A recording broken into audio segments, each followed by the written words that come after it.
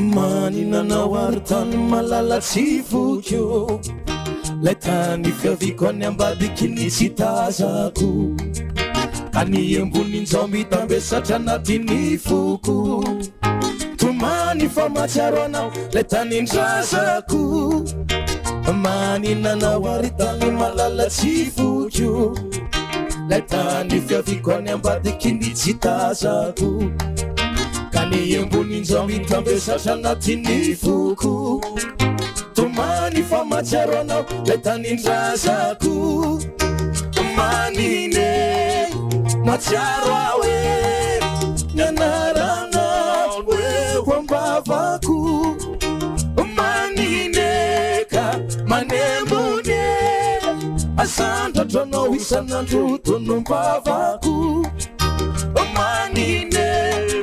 matsiaro aho e nianarana hoe ho ambavako manine ka manemone asandratra anao isan'andro tonombavako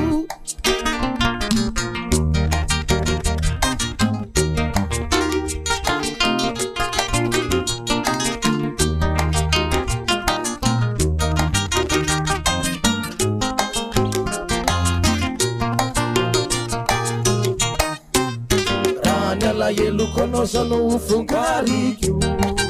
tsy ampy anoratako izany metononkirako aniangam-panay ao anatiko nao piakariko anolo zahira ho anao lay gasikarako raha ny ala eloko anao zano fongariko tsy ampy anoratako izany metononkirako aniangam-panay ao anatiko nao piakariko anolo zahira ho anao lay gasikarako manine matsiaro aho e nianaranao hoe ho ambavako manine ka manemone